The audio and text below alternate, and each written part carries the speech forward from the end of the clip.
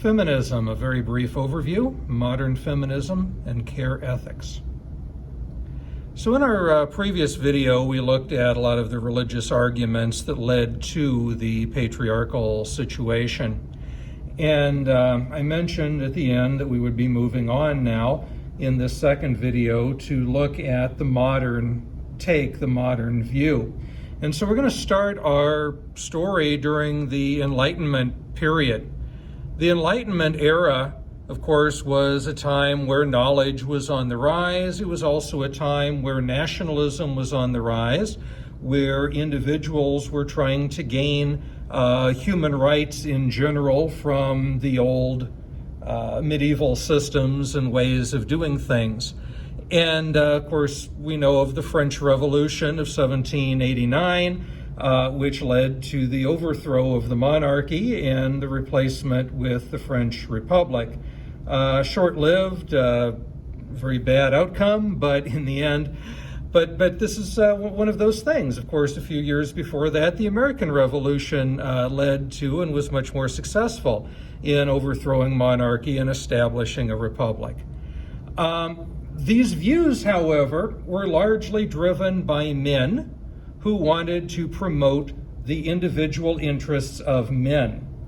And many people, of course, felt that this was wrong because it meant that half of the population of the world were being left out of all of this. When the French Revolution began, there was a wonderful work, a very important work that was created called a Declaration of the Rights of Man and its Citizens.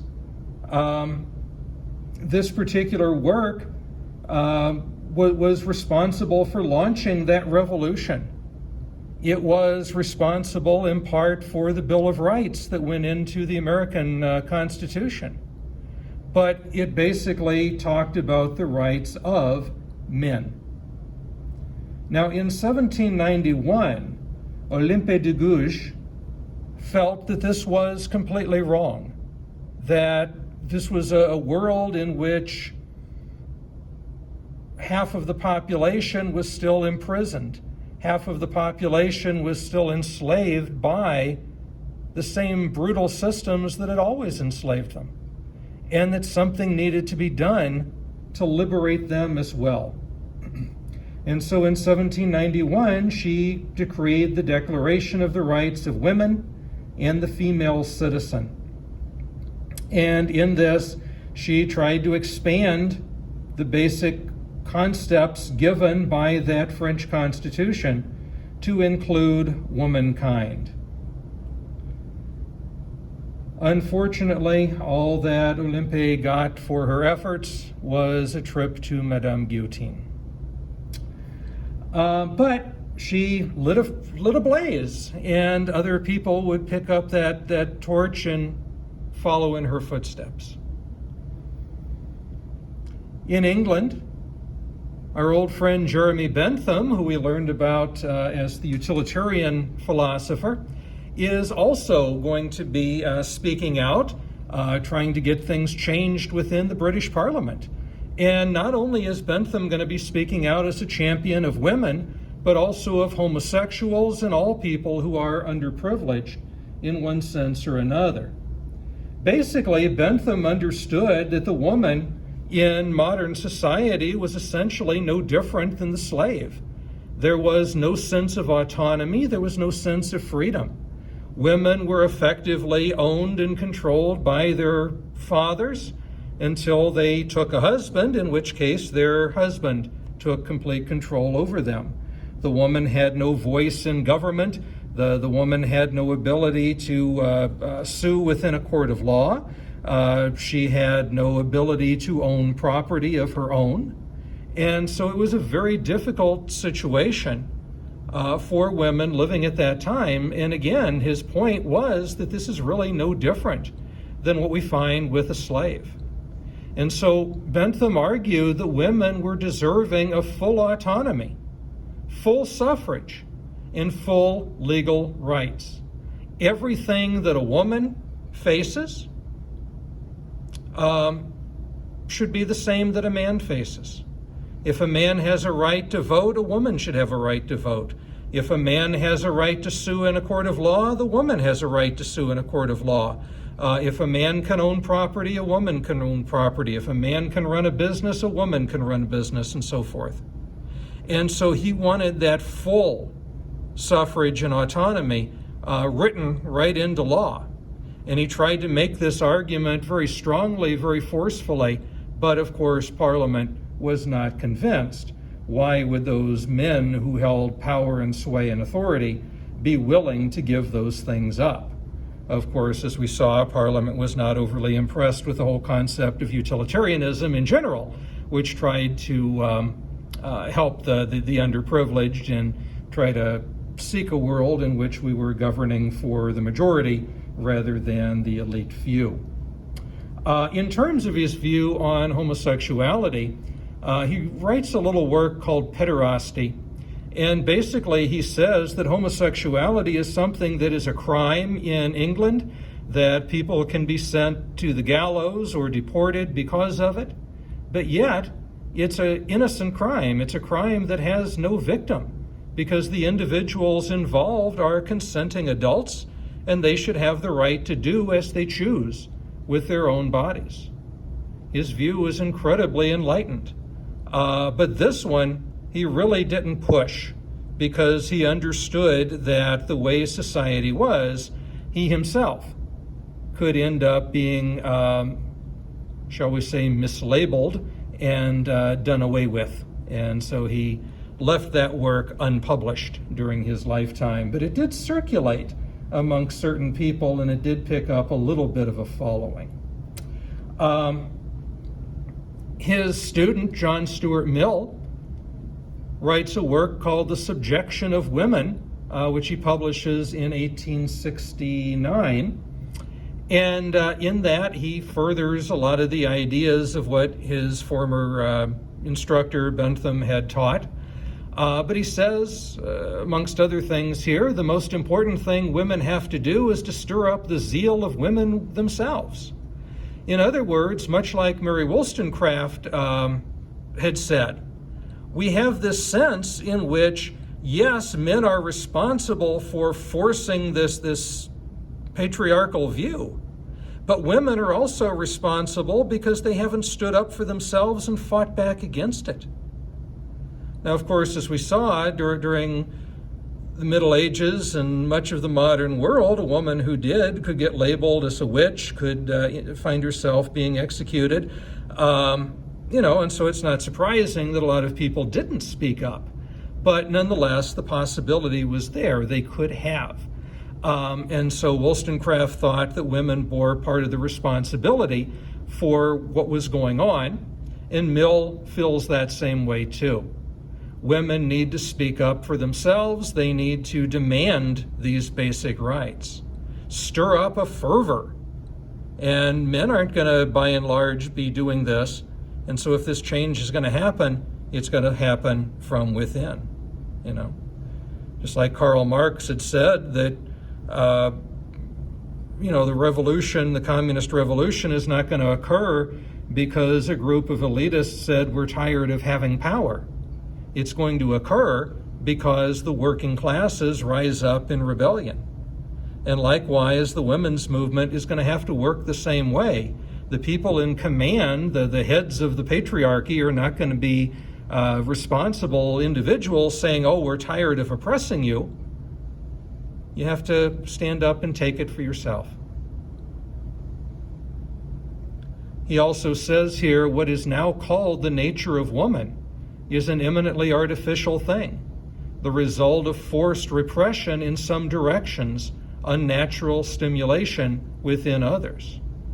In other words, the concept of woman as being an individual who is meek, who is inferior, an individual who is to remain in the home and be attentive and obedient to womanly things, that's a view that we have created over time and that has been cemented into society, largely enforced by the men in power. And so it's an artificial construct. There's nothing natural within it. a woman is capable of being anything that she chooses to be. I mean, going back into the ancient world, even Plato recognized that fact because of Plato's basic view that the woman is going to come from the same source as the man, right? They're both coming out of that realm of being, that perfect, absolute, unchanging thing. The same bit of soul that enters into a man in one incarnation could enter into a woman in another. There is no separation, there is no difference other than what society has imposed. And so if we can break down those artificial barriers, anything is possible. And that's Mill's point. Mary Wollstonecraft, I mentioned her briefly earlier here, but she also writes a very important work called A Vindication of the Rights of Woman, which she publishes in 1792.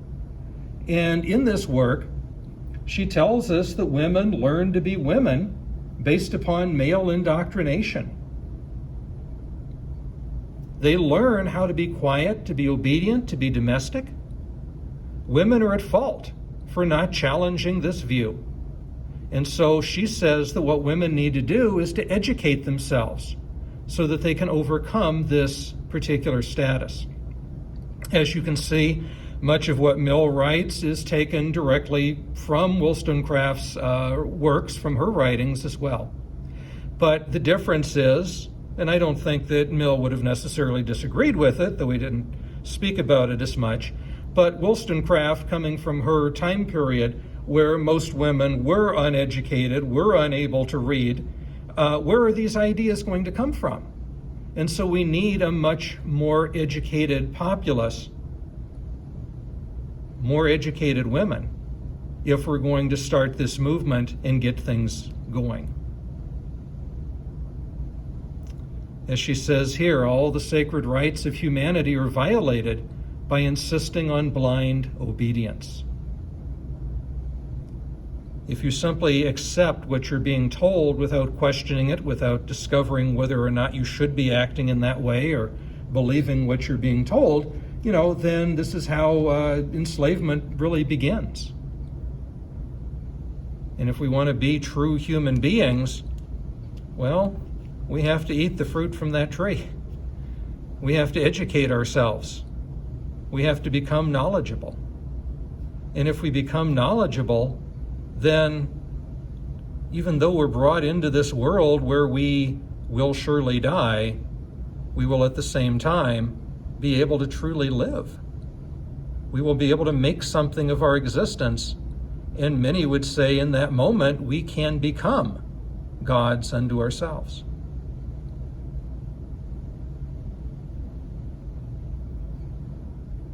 So ultimately, Mill, Wollstonecraft, they both believe that women are partially at fault for what's happening because they're not challenging the indoctrination. And we just need to give people the tools to be able to see what is wrong and the ability to override these things, to overcome these things. Now, in the 19th century, when people had begun talking in this way, when the education of the masses had started,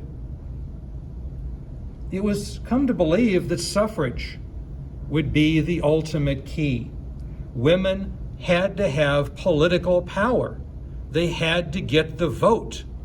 Because if women don't have the vote, then they have no say in any form of legislation, which means that the same men are going to be creating the same patriarchal laws and keep women in the same place of enslavement. And so with the vote, things can change. Elizabeth Cady Stanton and Lucretia Mott both came to this view, and they began actually working in the abolition movement. And what ultimately led them to this was the fact that they had tried to attend a convention, an abolitionist convention. But in their attendance there, because they were women, they weren't really wanted, and they weren't allowed to speak. And so, how can I not be allowed to put forth my voice in all of this?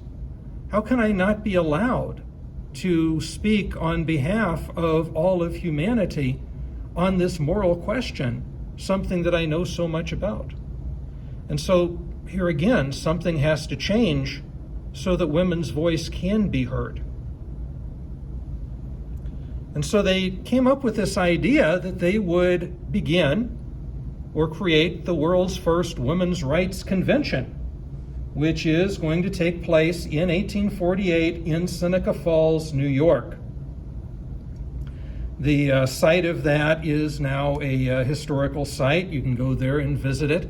It's a pretty interesting little museum that they have there. Anyway, what Stanton is going to do at this convention is to draft a declaration, what she refers to as a declaration of sentiments. And she's taking a leap really out of de Gouges' book. You know, de Gouges drafts her Declaration of the Rights of Women and the Female Citizen off of the earlier document, the Declaration of Rights of Man and Citizen in France. Well, Elizabeth Cady Stanton is going to establish her Declaration of Sentiments based directly off of the Declaration of Independence. I'm not going to read through the entirety of the Declaration of Independence, but I want to remind you of the way that it begins. And while we do that, let's take a look at the opening lines of the Declaration of Sentiments. So this is the Declaration of Independence. When in the course of human events, it becomes necessary for one people to dissolve the political bands which have connected them with another, and to assume amongst the powers of the earth a separate and equal station to which the laws of nature and of nature's God entitle them, a decent respect to the opinions of mankind requires that they should declare the causes which impel them to the separation. We hold these truths to be self-evident, that all men are created equal, that they are endowed by their Creator with a certain unalienable rights, that amongst these are life, liberty, and the pursuit of happiness. It goes on from there, of course, to talk about the wrongs that the home country of Britain, and specifically King George's government, have done to the colonists. There's a long list of grievances that are being given here, and saying that we are sending this essentially as a hope that you will address these issues before things get too far. But now, when we look at the Declaration of Sentiments from Elizabeth Cady Stanton, when in the course of human events it becomes necessary for one portion of the family of man to assume amongst the people of the earth a position different from that which they have hitherto occupied, but one to which the laws of nature and of nature's God entitle them, a decent respect to the opinions of mankind require that they should declare the causes that impel them to such a course.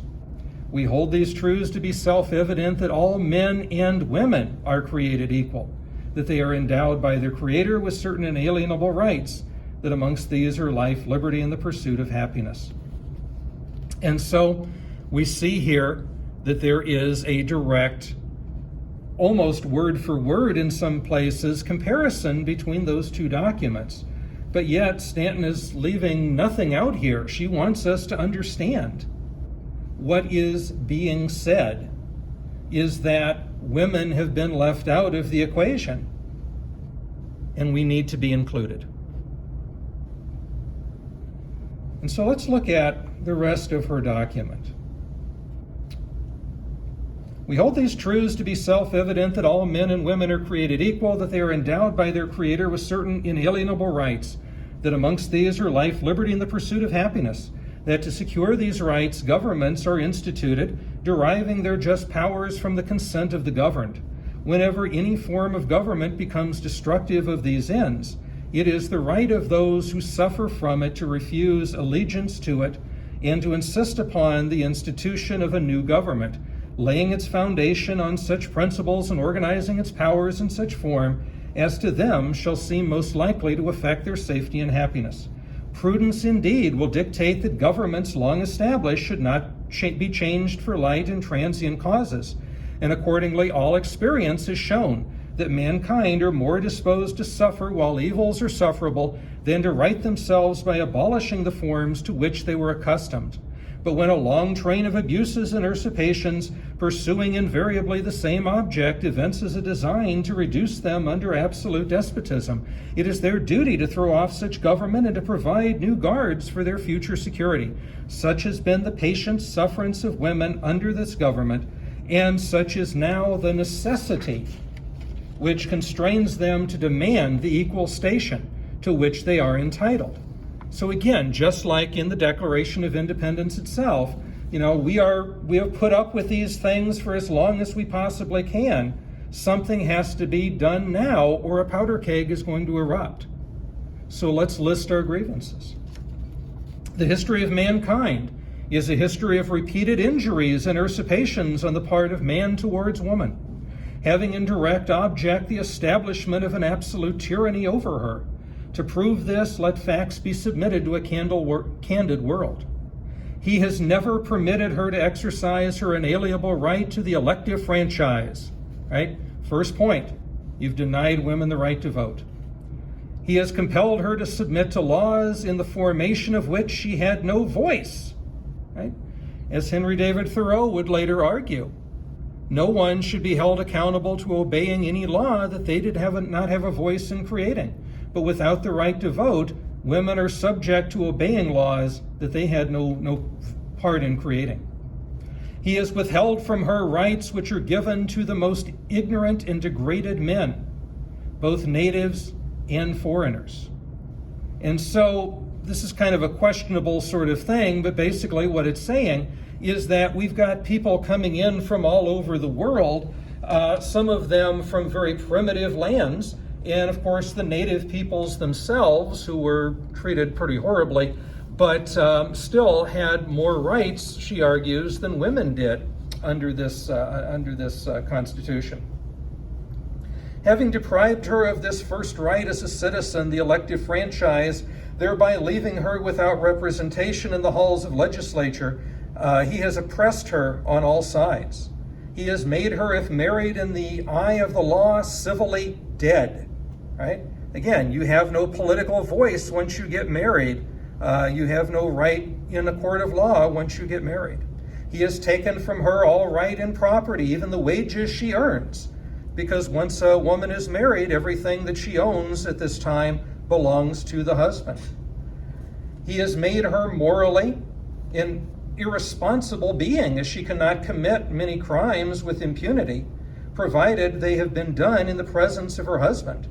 In the covenant of marriage, she is compelled to promise obedience to her husband, he becoming to all intents and purposes her master, the law giving him power to deprive her of her liberty and to administer chastisement. And so that husband essentially becomes the authority, becomes the law over that woman, over his wife. He has also framed the laws of divorce as to what shall be the proper cause of divorce in case of separation, to whom the guardianship of the children shall be given, as to be wholly regardless of the happiness of the woman, the law in all cases going upon a false supposition of the supremacy of man, and giving all power into his hands. And so, because the laws are created, they are created very favorably towards the man, because he's the one who created them. The woman would, at this time period, usually not be given control of the children. If there is a divorce, it is the man that initiates it. The woman can't, because she has no voice in a court of law. The children would go to the father, not to the mother, because he holds all of the cards. After depriving her of all rights as a married woman, if single, the owner of property, he has taxed her to support the government, which recognizes her only when her property can be made profitable to it. So in those rare instances where an unmarried woman exists, then what's going to happen there? Well, that property is going to be taxed. That tax supports the government, and the government does not give her a voice in how that money she is paid in is going to be used. He has monopolized nearly all the profitable employments, and from those she is permitted to follow, she receives but scanty remuneration. Very few things could a woman do during this time period.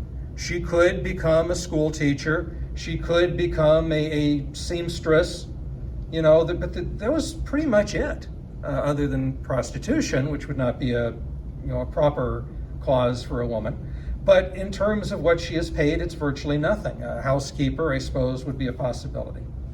He closes against her all the avenues to wealth and distinction which he considers most honorable to himself. As a teacher of theology, medicine, or law, she is not known. He has denied her the facilities for obtaining a thorough education, all colleges being closed against her.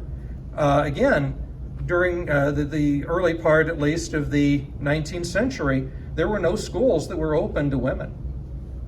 He allows her in church as well as in state, but as a subordinate, claiming apostolic authority for her exclusion from the ministry, and with some exceptions from any public participation in the affairs of the church. Right? A woman cannot be a minister, a woman cannot be a priest, a woman can't hold any type of office of authority within the church, and it still promoted this erroneous idea that a woman should remain silent in church. He has created a false public sentiment by giving to the world a different code of morals for men and for women, by which moral delinquencies which exclude women from society are not only tolerated, but deemed of little account in the man. And so there's a double standard when it comes to morality. He has usurped the prerogative of Jehovah himself, claiming it is his right to assign for her a sphere of action when that belongs to her conscience and to God. He has endeavored in every way that he could to destroy her confidence in her own powers, to lessen her self-respect, and to make her willing to lead a dependent and abject life. The patriarchy is grinding, it is oppressive. And so as any oppressive situation occurs, when a person is downtrodden enough, they come to accept it. They come to believe it. Now, in view of this entire disenfranchisement of one half of the people of this country, their social and religious degradation, in view of the unjust laws above mentioned, and because women do feel themselves aggrieved, oppressed, and fraudulently deprived of their most sacred rights, we insist that they have immediate admission to all the rights and privileges which belong to them as citizens of the United States. This is how to readdress the issue. Make sure that women have the vote, make sure that women have every opportunity to speak openly, to have all of the rights of citizenship. In entering upon the great work before us, we anticipate no small amount of misconception, misrepresentation, and ridicule, but we shall use every instrumentality within our power to effect our object. We shall employ agents, circulate tracts, petition the state and national legislatures, and endeavor to enlist the pulpit and the press in our behalf. We hope this convention will be followed by a series of conventions embracing every part of the country, firmly relying upon the final triumph of the right and the true. We do this day affix our signatures to this declaration. And so that is the Declaration of the Rights of Women, the Declaration of Sentiments, which is going to begin really in earnest the right of the suffragists. And so suffrage becomes, throughout the 19th century, the basic and most important key concept. This is what's known as the first wave of feminism. And so this first wave of feminism worked to secure votes for women, which in the United States became a reality in 1920. In 1920, for the first time, women received full suffrage within the United States. In Canada and England, they had received it 2 years earlier in 1918. But it's long in coming. But even once suffrage is there, the vote is there, change itself is going to have to work, but it's going to work very slowly. And so after the vote is achieved, we move into the second wave, which works to address cultural inadequacies and gender norms. The idea that women still are meant to be in the home, raising the family, tending to domestic affairs, rather than being a viable part of the workforce. That women are still to hold, in many ways, this double standard of morality, that they are to be more demure and proper than the male. And so the second wave is trying to break down some of those dichotomies. The third wave comes along in the 1970s, really, and it continues to expand the work that's done by this second wave. This is led on by important people such as Gloria Steinem, who is going to promote the value of women and push for the concept of women's rights. This is when Ms. Magazine comes into to play, and sort of again trying to empower women. And the fourth wave, which is really a 21st century movement, is working towards ideas of inclusivity and body positivity. Now that we have women in the workforce, we need to address issues like making sure that they are being treated fairly and equitably, making sure that they are given the same pay that their male counterparts are receiving, which is something we haven't completely done yet, but it is something that needs to be done. The idea of inclusivity means that this can't just simply be, as much of the earlier movement was, about middle, upper class white women. It has to include women of color. It has to include people of all domestic backgrounds. And it also increasingly includes members of the LGBTQ community. These individuals are also being included as part of this movement, because we have individuals who, again, are being treated unjustly, unfairly, who are being denied basic rights. And so we see a connection, a direct link being drawn in some cases between the women's movement and initially the gay rights movement, later the full LGBTQ movement itself, and particularly in recent years with transgender movements. There is, of course, some opposition even from within the women's movement with regards to this, but these are things that are being dealt with, that are being considered within the fourth wave movement. A transgender woman is a woman, and as such, her rights have to be respected. But likewise, a transgender man is also a man, and as such, his rights need to be respected. And so what this really becomes, and I think that what it further needs to become, is one that stops worrying so much about the question of gender and focuses much more strongly upon the issue of total equality for all citizens, for all human beings. Because that, going back to the origins of the lecture, that's the beginning of all things anyway, right? From that dyad in which we emerged, we are all equal to one another. We are all the creation of the divine. And it's only later that all these divisions and dichotomies come into existence. So why treat them separately? Why have different rules? Why not establish total equality for all people? Okay. Stepping off my soapbox for just a moment, getting back to the lecture here.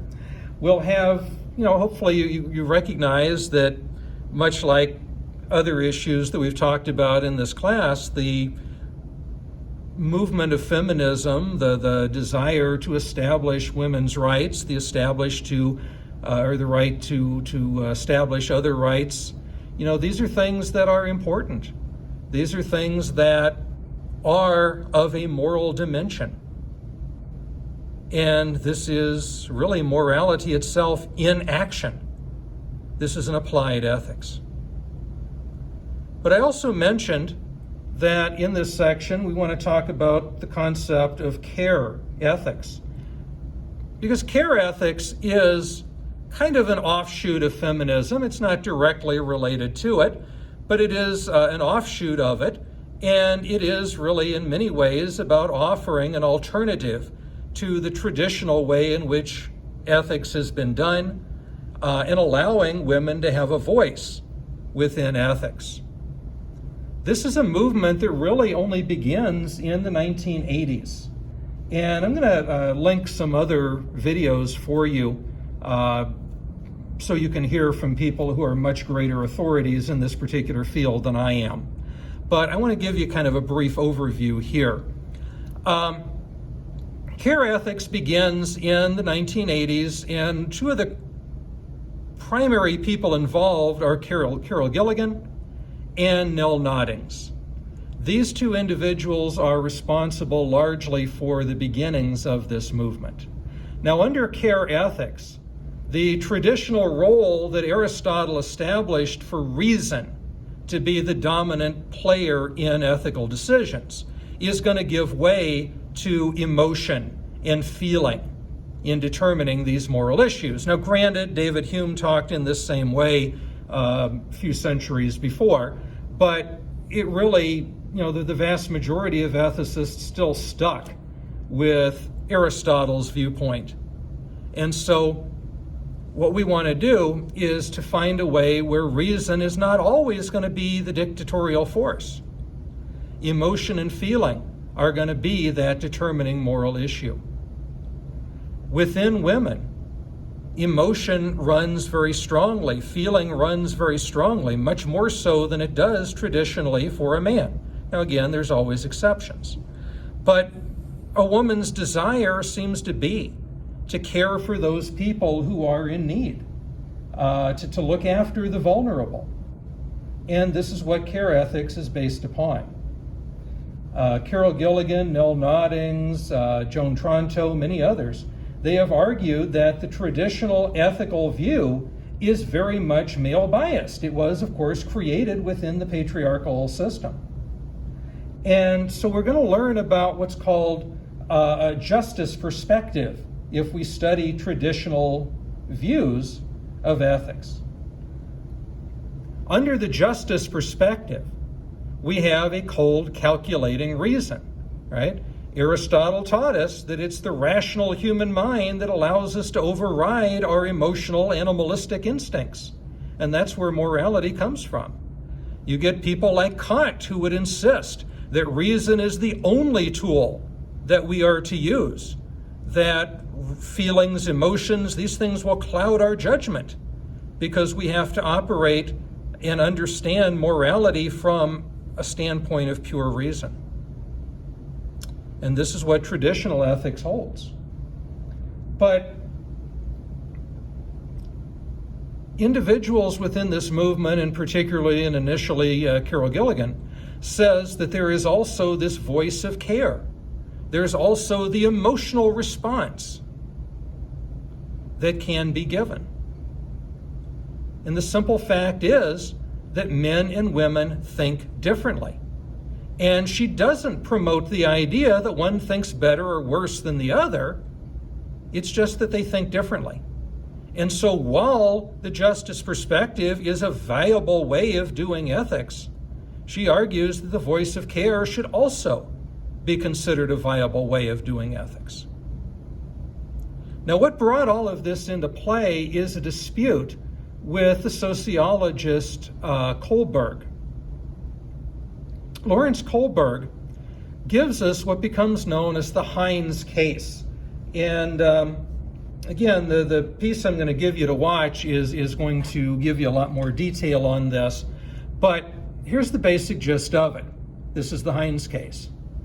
A woman was near death from a special kind of cancer. There was one drug that the doctors thought might save her. It was a form of radium that a druggist in the same town had recently discovered. The drug was expensive to make, but the druggist was charging 10 times what the drug cost to make him. He paid $200 for the radium and then charged $2,000 for a small dose of the drug. The sick woman's husband, Heinz, did not have enough money to buy the drug. He went to everyone he knew to borrow the money. but he could only get together $1,000. He told the druggist that his wife was dying and asked him to sell it cheaper, but the druggist said, no, I discovered the drug and I'm going to make the money from it. Hines got desperate and he broke into the man's store and he stole the drug for his wife. The question that Kohlberg pushes, should Hines have broken into the store and stolen the drug for his wife? Why or why not? And so the point then becomes that when we look at the male perspective is going to look at this from a standpoint of pure reason and logic, whereas the woman is going to look at it from the standpoint of reason. And they're going to end up with two different responses as to how this should be resolved. And again, both responses are legitimate, but Kohlberg didn't see it that way. He saw the male perspective as being the dominant view. He felt that the female perspective was weaker. And this is what Gilligan is trying to challenge. This is what really propels care ethics into being. And when we look at care ethics, we're going to find that there are 4 basic steps to it: attentiveness, responsibility, competence, and responsiveness.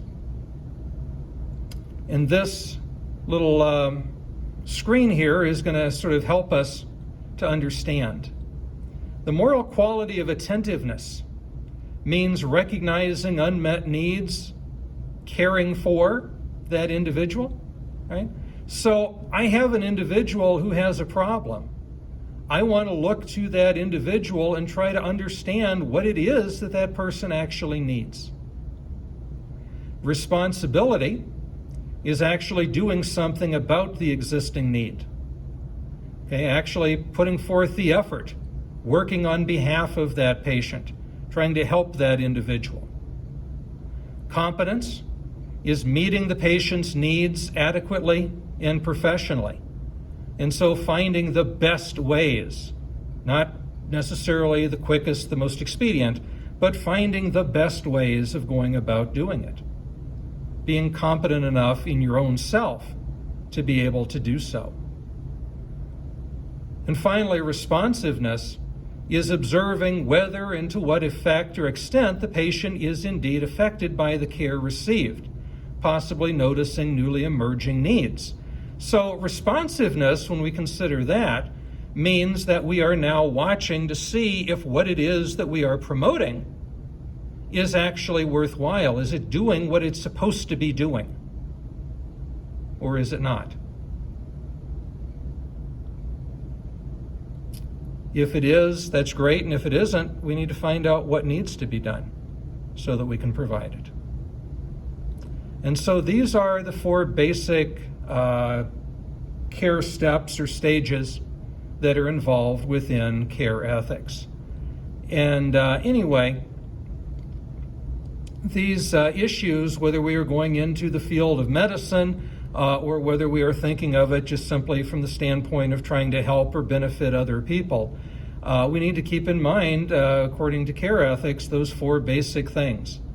Listen to the person, find out what it is that they need, try to figure out how to provide that need, making sure that you're doing it in the best possible way, and then making sure that that need is actually being met by the care that you are giving. And so, not surprisingly, this is a technique that a lot of nurses are going to apply, but again, it is a general ethical technique that can be used in any events. But as I said, I am going to turn this over to individuals who have much more expertise in this particular field of ethics than I do. And so you're going to hear from them in more detail. But anyway, if there are any questions about anything that we've talked about, please let me know. But otherwise, I hope you've enjoyed the lecture.